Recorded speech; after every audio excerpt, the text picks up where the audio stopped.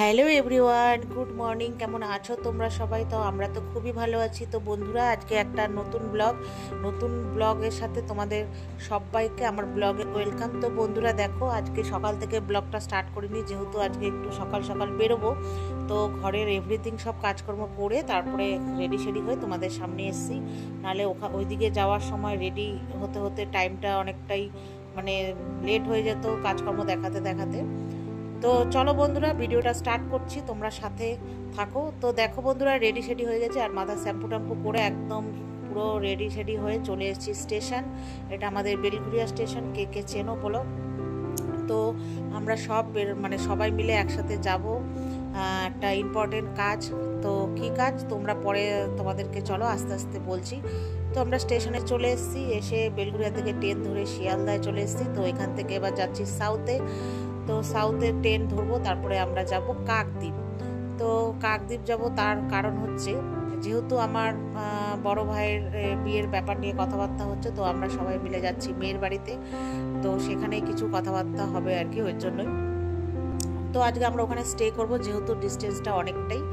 তো ওই জন্য আমরা আজকে স্টে করে আবার আগামীকাল ফিরে আসব। তো এই যে দেখো, আমরা সাউথ থেকে এখন যাচ্ছি তোমার সাউথ থেকে বলছি কেন, আমরা এখন সাউথের দিকে যাচ্ছি। তো এবার তারপর ট্রেন ধরবো নামখানা লোকাল। কারণ জানোই তো, নামখানা লোকাল ঘন্টায় 1.5 ঘন্টা পর একটা একটা করে, মানে 1 ঘন্টা 1.5 ঘন্টা পর পর ট্রেন। তো আমরা সেই ট্রেন ধরে যাব কাকদ্বীপ। তো চলো বন্ধুরা, দেখতে থাকো, আশা করি ভিডিওটা তোমাদের ভালো লাগবে। তো এখানে আমরা যাচ্ছি মা, আমি, বাবু, মেয়ে, আর ওইদিকে যাচ্ছে আমার মাসি, মেসো, আর হচ্ছে মাসির ছোট ছেলে। তো এই যে দেখো, প্রায় মানে কাকদ্বীপের কাছাকাছি চলে এসেছি। এটা কি কুলপি নাকি কি নিশ্চিন্তপুর, এই এদিকে সামনাসামনি চলে এসেছি। তো আমি বললাম চলো ভিডিওটা করা যাক। আর ওইদিকার ট্রেনে তো প্রচুর ভিড় হয়, তোমরা সবাই জানো।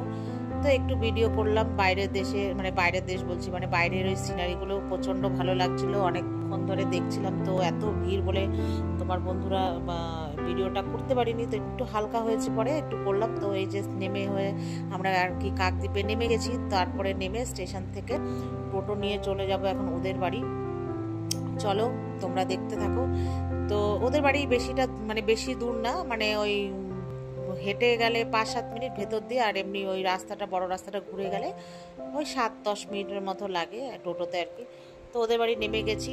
আর এই যে দেখো, আর ওদের হচ্ছে না বাড়ির চারিদিকে হচ্ছে পুকুর, মানে গ্রাম সাইডে বুঝতেই পারো, সবার বাড়িতে একটা করে পুকুর রয়েছে, চাপকল, কুয়ো এগুলো থাকেই, যেহেতু ওরা অনেকেই অনেক রকম চাষাবাদ করে। তো আর এখানে তো কল টল একটু কমই আছে। তো যাই হোক, এখানে চলে এসেছি ওদের বাড়িতে। তো এই যে ওদের ঘরে ঢুকে গেছি। তো আগে এর একবার দেখেছো আমরা ভিডিও করেছিলাম কিনা না, তখন আমি ব্লগ করতাম না মনে হয়। ওর গৃহপ্রবেশের আগের বছর এসেছিলাম, ওদের নতুন ঘর করেছে।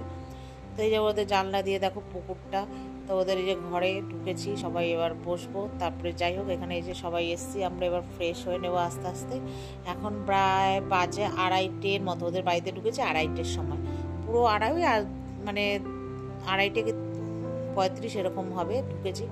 তো এখন আর বাবু ফ্রেশ হয়ে গেছে, এবার সবাই একটু কথা বলছি, যেহেতু সবাই একটু মানে গরম গরম লাগছিলো, একটু বসে তারপরে একটু ফ্রেশ হয়ে নিলাম। তারপরে আসার পরে এবার আমাদের যেহেতু একটু সবারই চায়ের নেশা, তো ওরা চা করে দিয়েছে, তা আমরা এখানে বসে একটু চা খাবো। তো এখন ভাত খাওয়ার সময় 3টে বাজে, তা সবাই একটু চা খেয়ে নিলাম, যেহেতু অনেক সকালেই সবাই চাটা খেয়েছি। আর আমাদের তো চায়ের কোনো লিমিট নেই, যখন দেবে তখনই খাবো। তো যাই হোক, এখানে চা খেলাম, খাওয়া দাওয়া করে এবার আস্তে আস্তে সবাই আমরা এক এক করে আর কি খেতে যাব। ওরা বলছে তোমরা খাও, এবার ওরাও না খেয়ে আছে আমাদের জন্য। তো এবার দুপুরে খাওয়া দাওয়া স্টার্ট হয়েছে। চলো মেনুতে কি কি হয়েছে তোমাদের দেখাই।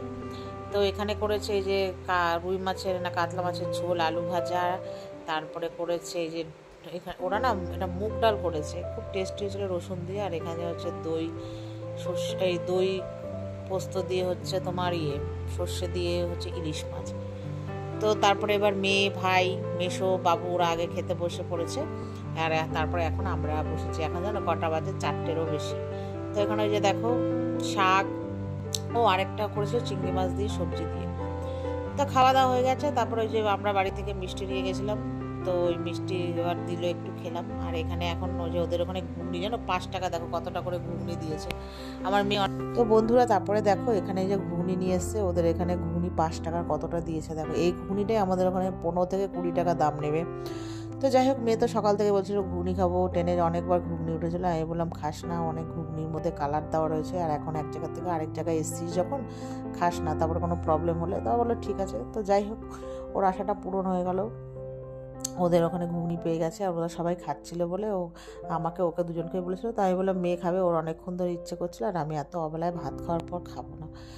তো যাই হোক, এখন বাজে সন্ধ্যে 6টা, এই 6টা কি 7টা। তো তাও চা করেছে, তো চা খাওয়া হয়ে গেছে। তারপরে যে দেখো ওদের বাইরেটা, আর ওদের বাড়ির চারিদিকে সবার বাড়িতে একটা করে পুকুর, তোমাদেরকে তো আগেই বলেছে। এই বাড়ি ওদের পাশেও পুকুর রয়েছে, পেছনে পুকুর। আর ওদের বাড়িটা অনেকটাই বড়, ঢোকার মুখ থেকে দেখলে ওখান থেকে এতটা। তো তারপর ওর কাকিমা এসছে, সবাই মিলে গল্প করছে। আর এই সুন্দরী হচ্ছে রাতে কী রান্না হবে সেই নিয়ে আলোচনা করছে।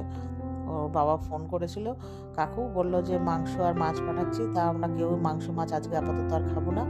তারপরে জোর করে ইলিশ মাছ পাঠিয়েছে। ঠিক আছে, এবার মা বললো আজকে আর ইলিশ মাছ করতে হবে না, রেখে দাও, কালকে ঝোল করো। তারপরে ওরা মানবে না। তারপরে যাই হোক, ওখানে বললো তাহলে ইলিশ মাছ ভাজা করি আজকে। তো মা বললো ঠিক আছে করো, ইলিশ মাছ ভাজা, আলু ভাজা আর ডাল করেছে। তারপর ওই যে আমাদেরকে বলেছিল যে বিকেলবেলা যে তোমরা কি সবাই মুড়ি খাবে, আমরা কেউ খাবো না, যেহেতু অবেলায় খেয়েছি, এখনও পেট পুরো ভরাই রয়েছে। তারপরে আমি বললাম যে একটু ফুচকা খাওয়াও, ফুচকা আনো। আর আমি তো সব জায়গার ফুচকা মোটামুটি খাই, আর ওদের বাড়িতে এর আগের বার বিয়ে এসে ফুচকা খেয়েছিলাম, ওই ফুচকাটা খুব টেস্টি ছিল বলে বলেছি। তা বললো দিদি ওই ফুচকাটা এখন এখানে থাকে না, তা অন্য একজনের থেকে এনে দেবো। তো সেও নাকি আজকে বসেনি।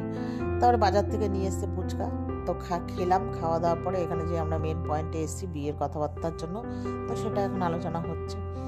তো এবার দেখা যাক বিয়ে আমরা কবে হয়, এই বছরই হবে 24-এ না 25-এ, সেটা এখন পরে তোমরা সব জানতে দেখতে পারবে।